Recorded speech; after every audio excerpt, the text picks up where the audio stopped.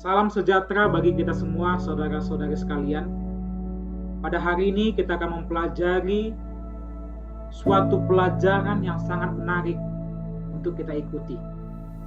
Pada kesempatan ini, judul pelajaran kita, bagaimana cara Tuhan berkomunikasi dengan manusia. Untuk pertama, kita akan mempelajari bagaimana ketika Tuhan menciptakan manusia pertama sekali. Maka Allah menciptakan manusia itu menurut gambar. Menurut gambar Allah diciptakannya dia, laki-laki dan perempuan diciptakannya mereka. Allah memberkati mereka, lalu Allah berfirman kepada mereka. Jadi sejak Allah menciptakan manusia, kalau kita baca di dalam kitab Kejadian 1 ayat 27 sampai 28, Tuhan langsung berbicara kepada manusia itu, muka dengan muka. Ya, di Taman Eden, ketika pertama sekali Tuhan menciptakan manusia itu. Begitu juga kalau kita baca di dalam kitab Kejadian pasal 2 ayat 6 dan 7. Lalu Tuhan Allah memberikan perintah itu kepada manusia. Semua pohon dalam taman ini boleh kamu makan buahnya dengan bebas. Tetapi pohon pengetahuan tentang yang baik dan yang jahat itu, janganlah kau makan buahnya. Sebab pada hari engkau makannya, pastilah engkau mati. Jadi Tuhan langsung memberikan perintah kepada manusia itu. Berbicara langsung kepada mereka. Lalu kita lanjut baca ketika manusia itu jatuh di dalam dosa. Kita baca di dalam kitab Kejadian pasal 3 ayat 8 sampai 11.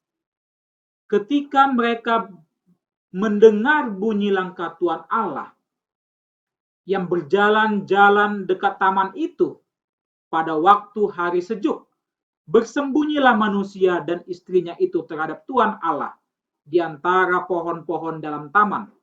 Tetapi Tuhan Allah memanggil manusia itu dan berfirman kepadanya. Jadi Tuhan masih bisa langsung berbicara kepada mereka ketika itu.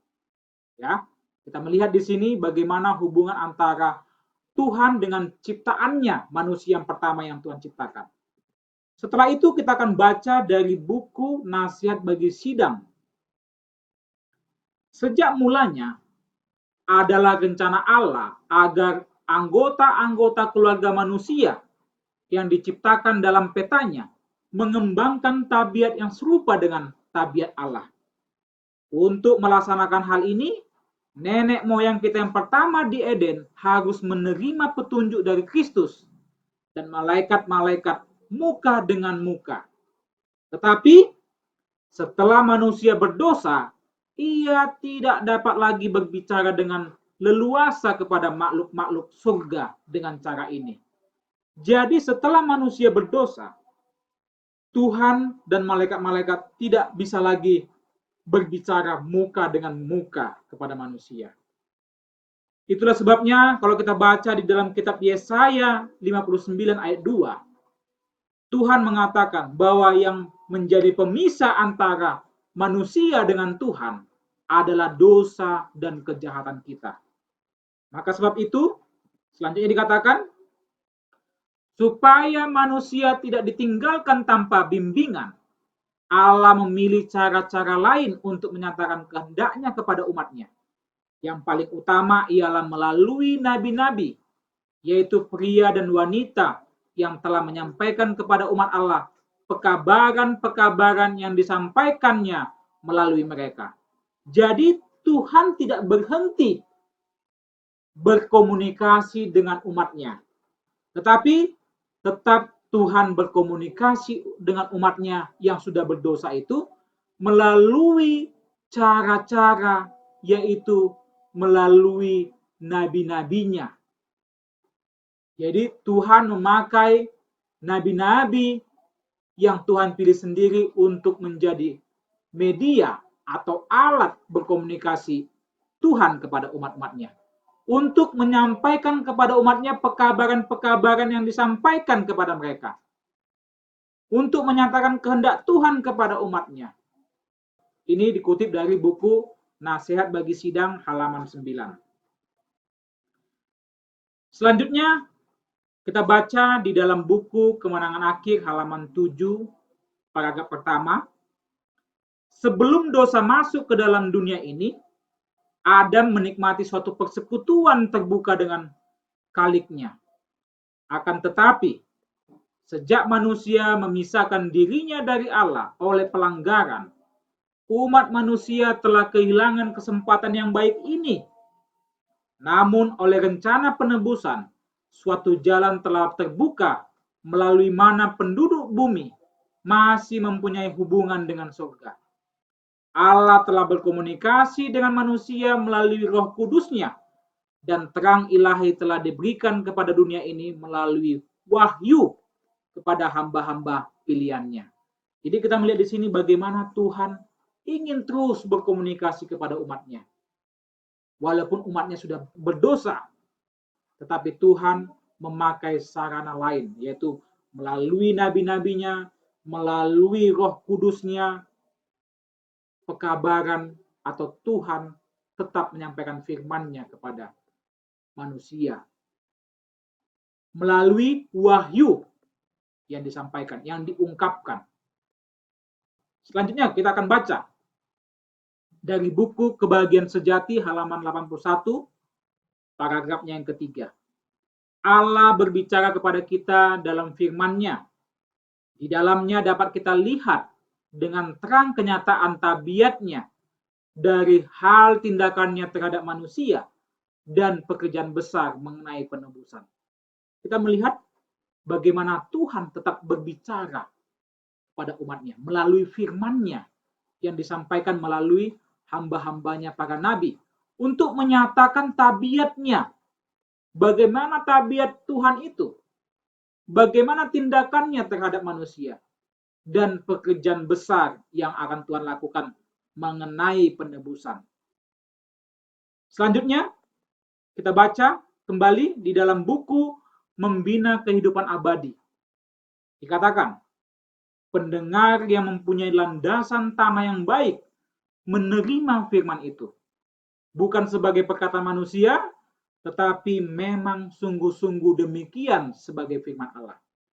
Hanya orang-orang yang menerima kitab suci sebagai suara Allah yang berbicara kepada dirinya sendirilah seseorang pelajar yang benar. Jadi, sebagai orang-orang Kristen, sebagai pengikut Tuhan, sebagai anak-anak Tuhan, kita harus paham betul bahwa Tuhan berkomunikasi kepada kita hari ini adalah melalui firman-Nya yang dituliskan oleh hamba-hambanya para nabi.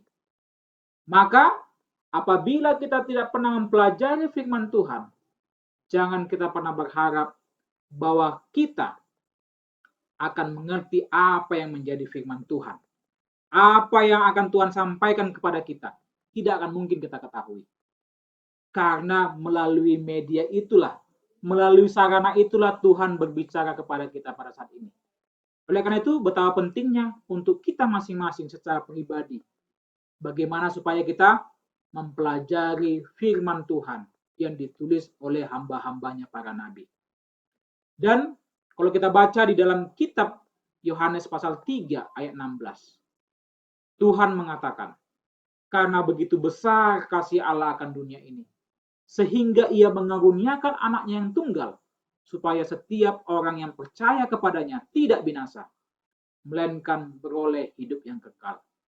Jadi karena besarnya kasih Tuhan kepada umatnya, bahkan Tuhan bukan saja menyampaikan firman-Nya melalui hamba-hambanya para nabi, bahkan Dia ingin menunjukkan kepada umatnya dengan mengaruniakan anaknya yang tunggal, yaitu Yesus Kristus yang akan lahir, datang ke dunia ini, lahir dengan tubuh manusia, supaya manusia itu bisa melihat wujud atau gambaran daripada tabiat dan kasih Kristus.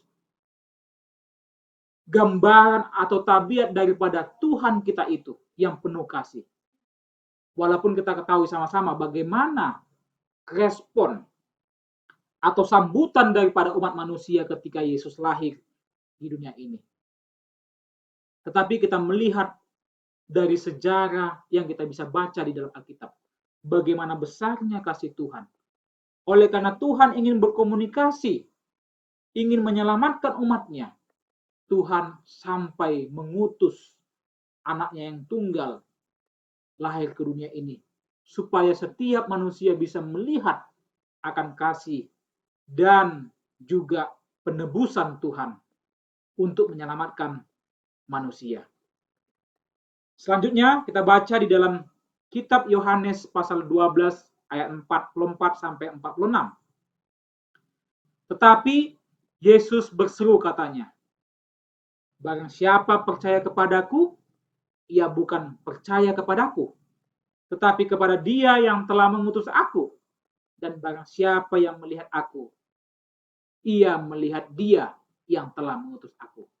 Jadi artinya bahwa Yesus lahir ke dunia ini diutus oleh Bapa yang di surga untuk menunjukkan bagaimana tabiat Kristus dan kasih Tuhan itu kepada manusia. Wujud daripada gambaran Tuhan itu supaya umat manusia bisa menggambarkan di dalam pikirannya bagaimana Tuhan itu yang sesungguhnya. Tetapi sangat disayangkan saudara-saudara, bahkan kita hidup di zaman ini sudah banyak yang tidak mempercayai bahwa Tuhan itu ada. Ini yang menjadi suatu renungan yang sungguh-sungguh mendalam bagi kita semua. Selanjutnya kita akan baca di dalam Yohanes 14 ayat 6 sampai 9. Kata Yesus kepadanya, Akulah jalan dan kebenaran dan hidup. Tidak ada seorang pun yang datang kepada Bapa kalau tidak melalui aku.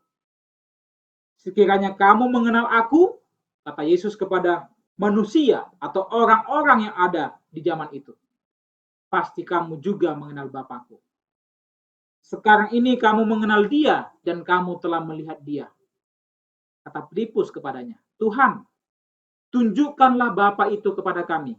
Itu sudah cukup bagi kami. Tetapi, kata Yesus kepadanya, telah sekian lama aku bersama-sama dengan kamu, Filipus, namun engkau tidak mengenal aku. Jadi kita bisa bayangkan saudara-saudara, ketika Yesus hadir, ketika Yesus lahir ke dunia ini, mengambil tubuh manusia untuk memperlihatkan bagaimana kasih dan wujud daripada tabiat Kristus itu. Wujud daripada Tuhan dan tabiat daripada Tuhan itu. Tetapi dari ayat ini kita bisa melihat bagaimana umat-umat Tuhan, orang-orang yang ada di zaman itu tidak mengenal Tuhan itu. Tidak mengenal Yesus Kristus sebagai Tuhan dan Juru Selamat yang akan membebaskan mereka, yang akan menyelamatkan mereka, yang akan menebus mereka. Selanjutnya, kita baca di dalam kitab Yohanes pasal 11 ayat 40 sampai 43. Jawab Yesus, bukankah sudah kukatakan kepadamu, jika engkau percaya, engkau akan melihat kemuliaan Allah? Maka mereka mengangkat batu itu, lalu Yesus mengadah ke atas dan berkata, Bapa, aku mengucap syukur kepadamu karena engkau telah mendengar aku.